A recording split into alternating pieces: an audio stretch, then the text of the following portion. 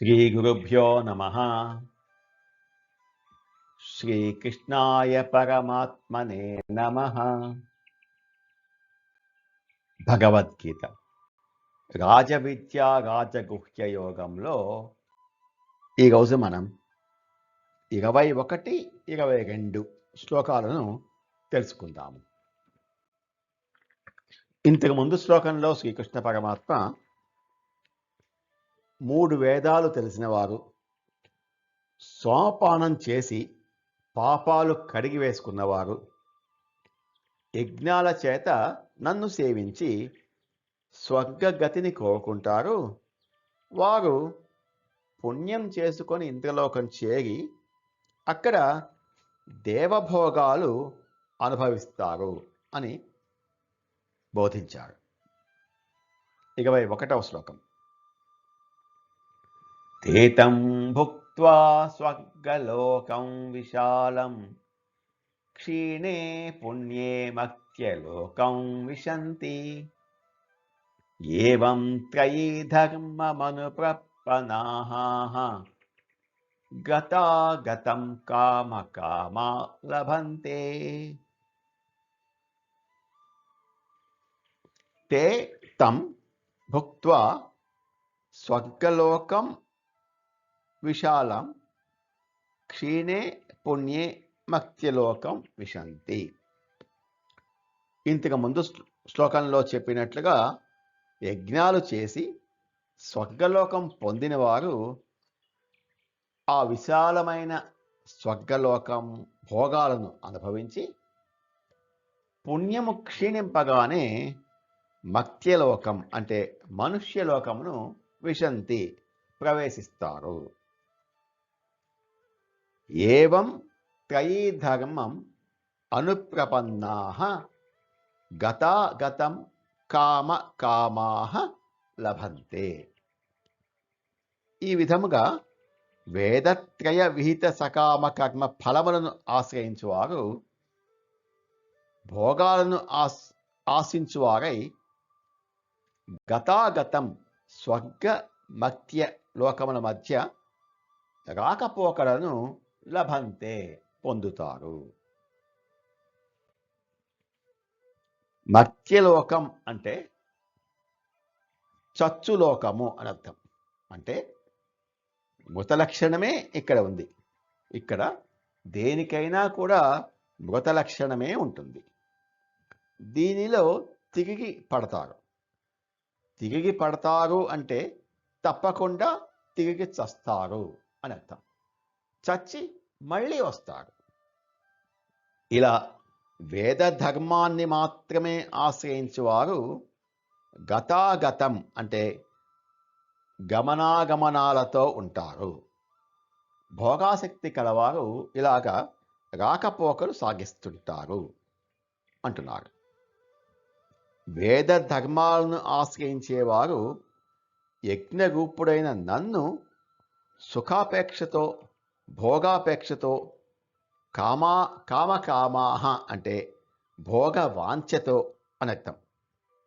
యజ్ఞముల ద్వారా నన్ను ఆరాధించటం చేత వారి పాపములు తొలగి స్వర్గలోకాలలో సుఖాలను అనుభవించి పుణ్యము క్షీణించగానే భూమికి వస్తారు అంటున్నారు. వేద ధర్మాన్ని మాత్రమే ఆశ్రయించేవారు ఇలా రాకపోకలు సాగిస్తారు అని వచ్చింది కాబట్టి శ్రీకృష్ణ పరమాత్మ వేద నింద చేశాడు అని అంటే అది పాపం అవుతుంది. భగవానుడు చెప్పేది ఏమిటంటే తత్వం తెలియక పరమార్థ దృష్టి లేక చేసే కర్మలను ఆయన నిందించాడు. సకామ కర్మలను ఫలాపేక్ష కర్మలను నిందించాడే తప్ప వేద నింద చేయలేదు. ఆయన వేదాలకు వ్యతిరేకం కాదు. ఆయన అవతారమే వేదాల ఉద్ధరణకు. ఆయన కర్మలను నిరసించలేదు. నిష్కామంగా విద్యుక్తంగా చేయమంటున్నారు. సకామంగా చేయకుండా నిష్కామంగా చేయమంటున్నారు. ధర్మమైన పనులను చేయమంటున్నారు. అంతేకాని అది ఏదో ఇస్తుంది అని కాకుండా ధర్మకార్యాలు చేయాలి. వాటిని నిష్కామంగా చేయాలి. అవి పాపాలను తొలగిస్తాయి. చిత్తశుద్ధి ఏర్పడుతుంది.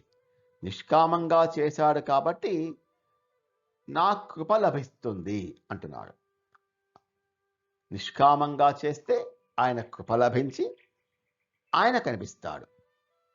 ఇక్కడ భక్తి యొక్క ప్రాధాన్యం చెప్తున్నారు. భక్తులు కర్మలను ఆచరించినా భగవత్ స్వరూపంగా భగవద్ అర్పణంగా చేస్తారు. కర్మలయందు భగవత్ స్వరూపాన్ని వారు భావించడం కాదు, అనుభవిస్తారు. ఏతం భుక్త్వా స్వర్గలోకం విశాలం క్షీణే పుణ్యే మర్త్యలోకం విశంతి ఏవం త్రయీ ధర్మమను ప్రపన్నాః గతాగతం కామకామా లభంతే. వారు ఆ విశాలమైన స్వర్గలోకాన్ని అనుభవించి పుణ్యం క్షీణించగానే మర్త్యలోకం ప్రవేశిస్తున్నారు. ఈ విధంగా కోరికలు కోరుకొని వేదత్రయంలో చెప్పిన ధర్మాన్ని ఆశ్రయించిన వారు పోతూ వస్తూ ఉంటారు అంటున్నారు శ్రీకృష్ణ పరమాత్మ. 22వ శ్లోకం. ఈ 22వ శ్లోకం అత్యంత ప్రధానమైన శ్లోకం. గీతా శ్లోకాలలో బాగా ప్రాచుర్యం పొందిన, ఎక్కువ మందికి తెలిసిన శ్లోకాలలో ఇది ఒకటి. అనన్యాశ్చింతయంతో మాం ఏ జనాః పర్యుపాసతే తేషాం నిత్యాభియుక్తానాం యోగక్షేమం వహామ్యహం. అనన్యాః చింతయంతః మాం ఏ జనాః పర్యుపాసతే. అనన్య భక్తులైన ఏ జనులు పరమేశ్వరుడైన నన్ను నిరంతరము చింతించుచూ సేవిస్తారో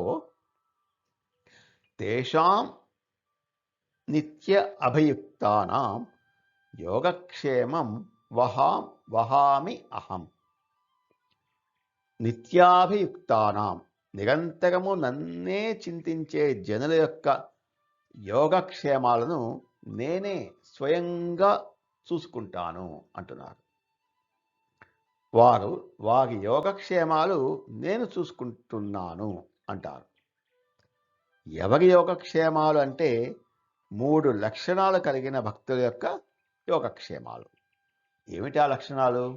1 అనన్య చింతన, 2 పర్యుపాసన, 3 నిత్య అభియుక్తానాం.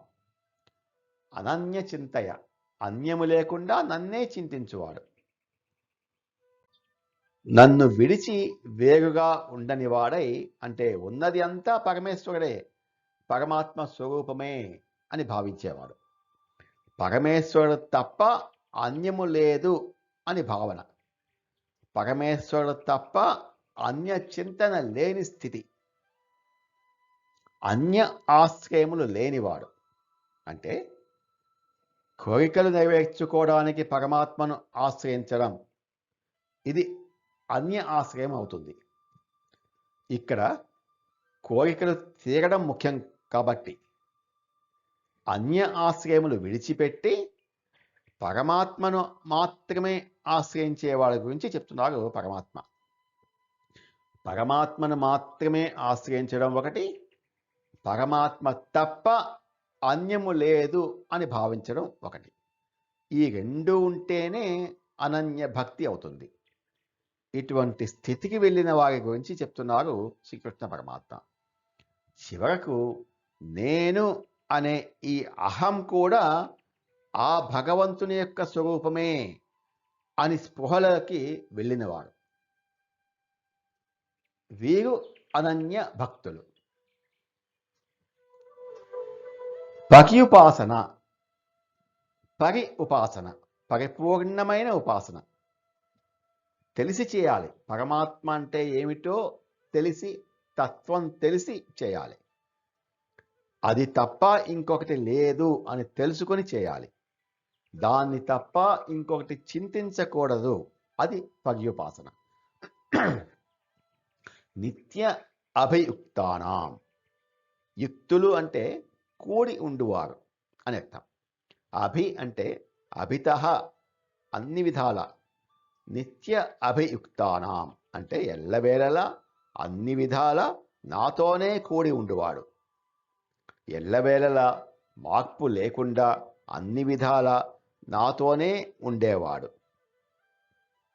అన్ని వేళలా ఒకేలా అన్ని విధాల పరమాత్మ మీదనే మనస్సు లగ్నం చేసి ఉండేవాడు. ఈ అనన్య చింతన, పర్యుపాసనం, నిత్య అభియుక్తానాం ఈ 3 లక్షణాలు కలిగి ఉన్న వారి యొక్క యోగక్షేమాలు నేనే చూసుకుంటాను అంటున్నారు. లేనిది పొందడం యోగం, ఉన్నది కాపాడుకోవడం క్షేమం. ఎల్లవేళలా పరమాత్మ చింతన యందే ఉండే భక్తుడు తన జీవయాత్ర గురించి ఆలోచించడు. కాబట్టి అతని యోగక్షేమాలు నేను చూసుకుంటాను అంటున్నాడు. నేను నిరంతరం ఆయన గురించి చింతనలో ఉన్నాను కాబట్టి నా యోగక్షేమాలు ఆయన చూసుకోవాలి అన్న చింతన కూడా భక్తుడికి ఉండకూడదు. ఇంతకు ముందు శ్లోకాలలో పరమాత్మ జ్ఞానిని నా ఆత్మగానే భావిస్తాను అన్నాడు. అతడు నాకు ప్రియుడు అని కూడా చెప్పారు. కాబట్టి వారు నాకు ఆత్మరూపులు, ప్రియమైన వాడు కూడా అని వారి యోగక్షేమాలు నేను చూసుకుంటాను అంటున్నారు. వీరిదే కాదు, తక్కిన భక్తుల యొక్క యోగక్షేమాలు కూడా నేనే చేస్తాను. కానీ అందులో తేడా ఉంది. ఇతర భక్తులు తమ కొరకు తామే యోగక్షేమాలు కోరుకుంటారు. అనన్య దర్శులు, అనన్య భక్తులు తమ కొరకు యోగక్షేమాలు కోరుకోరు. జీవితంలో కానీ మరణంలో కానీ వారు తమ కొరకు ఏది అడగరు. కేవలం భగవంతుణ్ణి శరణ పొందుతారు. వారికి జీవయాత్ర మీద శ్రద్ధ ఉండదు. కాబట్టి భగవంతుడే వారి యోగక్షేమాలు చూస్తారు. అనన్యాశ్చింతయంతో మాం ఏ జనాః పర్యుపాసతే తేషాం నిత్యాభియుక్తానాం యోగక్షేమం వహామ్యహం. అనన్య భావంతో నన్ను గురించి చింతిస్తూ నిత్యయుక్తులై నన్ను ఉపాసించే వారి యోగక్షేమాలు నేను చూస్తాను అంటున్నారు శ్రీకృష్ణ పరమాత్మ. నమో భగవతే వాసుదేవాయ. ఏతత్ ఫలం శ్రీకృష్ణార్పణమస్తు. స్వస్తి.